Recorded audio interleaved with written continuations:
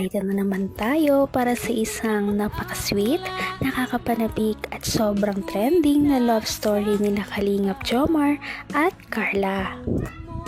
Ay aking makilala at kung ano Para sa pagpapatuloy ng ating love story ay napanapanabik nga ang mga susunod na mangyayari dito sa ating video na ito dahil maraming mga revelasyon na mangyayari at ito nga ang magdidikta kung ano ang mangyayari sa mga future na adventure ng love team na ito. Ang love team ni Kalingap Jomar at Ate Carla. Itong nakaraan nga ay nagkaroon sila ng hindi pagkakaintindihan dahil hindi na kinikibo ni Ate Carla si Kalingap Jomar. Hindi na daw ito sumasagot sa mga tawag at mga chat nito. Kaya tuluyan na niya itong pinuntahan sa bahay nila Ate Carla para malaman na kung ano ba talaga ang mga mangyayari sa kanilang dalawa. ang nais ko lang. Tapos nabanggit niya na parang naisipan mong lumipat ng kurso. Yun, nabanggit yung mama mo. Totoo ba yun? Alam mo, Carla, ano ko din naman sa'yo, kung saan ka masaya, kung saan ka sa tingin mo mag-excel, yun yung sundon mo. Yun yung piliin mo. Alam ko, siguro may pressure ka, pero wag mong pakinggan sila. Mas maganda kung mas papakinggan mo yung puso mo, yung sarili mo. Kasi ikaw naman mag-aaral eh. Ikaw mag-aaral ng 4 na taon. Kaya ikaw, nasa sa'yo ang desisyon. Basta yun sinabi ko sa'yo. Kung saan ka masaya. So ano, tanong kita ngayon, anong desisyon mo? Pinag-iisipan ko pa po. Nag-iisipan?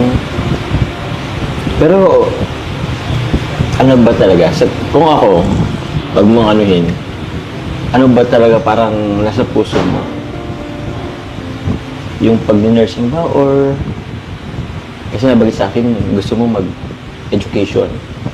Kung ano ako'y tanggap mo na, hindi ka rin nag-alala. Ito nga kaya ang problema ni Ate Carla dahil kahit na sinabi niya ito ay parang hindi pa rin talaga mapakali ang dalawa, parang may tinatago pa rin si Ate Carla na hindi niya nasasabi. Ngunit syempre ay nagbibigay pa rin muna ng advice si Kalingap Jomar. Gusto mo mag-education? Teaching? Hindi ko pa rin po alam. Okay. Okay lang ba dito ako? Baka may ginagawa ka sa taas, nakabala kita. Medyo nakakapanibago ka. Okay lang ba?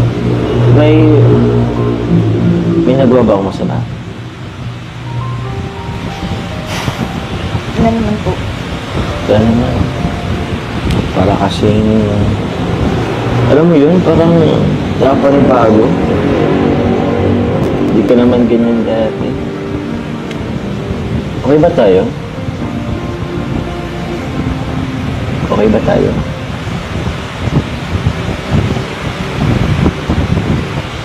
Alam mo, may gusto ko sanang sabihin sa'yo eh.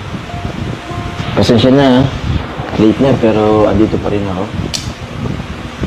Yun nga, kasi meron kasi kung gusto kong sabihin sa'yo. Tawag niyan, actually nahiya kasi ako eh.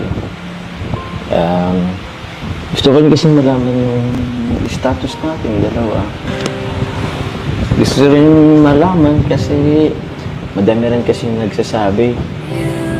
Gusto ko rin naman itry. Bahala na, ewan. Naman ang bawat panaginip ko, ikaw lang ang lahat nga ipinakaba ni Kalingap Jomar kung ano ba ang mga next niyang sasabihin. Kaya parang hindi na nga makahinga si Ate Carla sa paghihintay kung ano ba ang gustong sabihin ni Kalingap Jomar sa kanya. Ngunit may ideya na nga tayong lahat kung ano kaya ang kanyang sasabihin.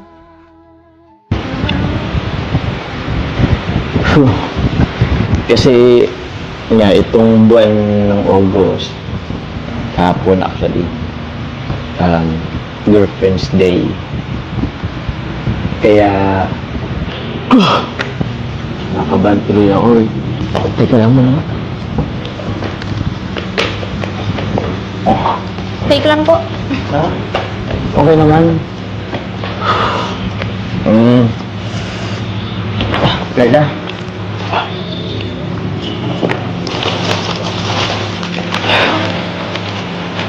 Will you be my girlfriend?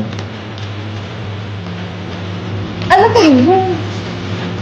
Tatanong ako, will you be my girlfriend? Tumayo ka nga po dyan po.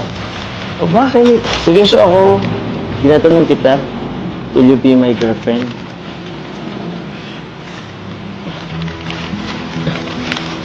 Upo ka lang muna. Ayoko. Hindi ako upo hanggat di mo sinasagot yung tanong ko. Carla, will you be my girlfriend? Wala po akong panahon para makipagbiruan po. Diba may pagbiruan? Seryoso ako. Will you be my girlfriend? Tayo ko lang po. Hanggang wakas ay tayo ng dalawa. Palagi kang Medyo naguguluhan nga si Ate Carla dahil kakasabi lamang niya na may problema siya. Ngunit bigla man lang magsasabi si Kalingap Jomar na kung gusto niya daw ba na maging girlfriend siya nito. Kaya parang nalilito nga ang lahat dahil parang may problema na si Ate Carla ay parang binigyan niya pa ito ng parang another na iisipin kaya hindi alam ni Ate Carla ang uunahin.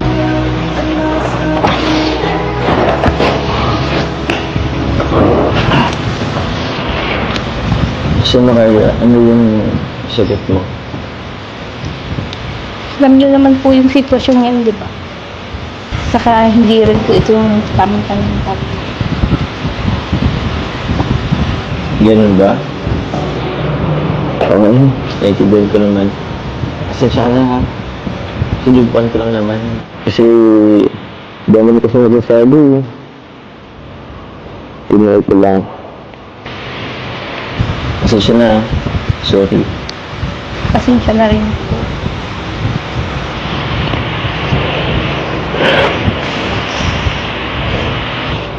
Gabi na po. Gusto niyo po ba kumain po? Huwag na siguro. Kasi bisikleta talaga. Tsaka parang hindi matapos mo na yung ginagawa mo. Mauwi na din. Mauwi na din kami. Ay bro, tara na. Sige. Uwi na ako.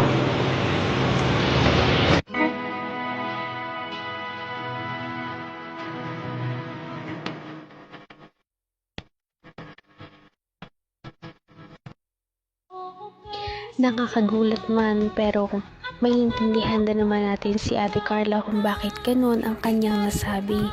Dahil syempre hindi nga talaga yon ang tamang panahon dahil namumblema nga siya sa kanyang mga personal na problema. Kaya hindi pa yon ang tamang panahon kung pwede siyang tanongin na maging girlfriend ni Kalingap Jomar. Kaya medyo bad timing talaga ang pagtatanong nito. Kaya dito natin malalaman kung ano na nga ba talaga ang next na mangyayari. Dito naman magtatapos ang kanilang love team. Malalaman natin ang mga yan sa ating pagpapatuloy sa susunod na video. Kaya naman sana ay magkatuluyan din ang dalawang ito, si Ate Carla at Kalingap Jomar. Sana din ay patuloy natin silang subaybayan at suportahan para magpatuloy pa ang kanilang love team. Paniguradong hindi lamang ito ang ating aabangan dahil marami pang mga susunod na kilig moments na mangyayari sa kanilang dalawa. Yun lamang at maraming salamat sa pananood. Bye!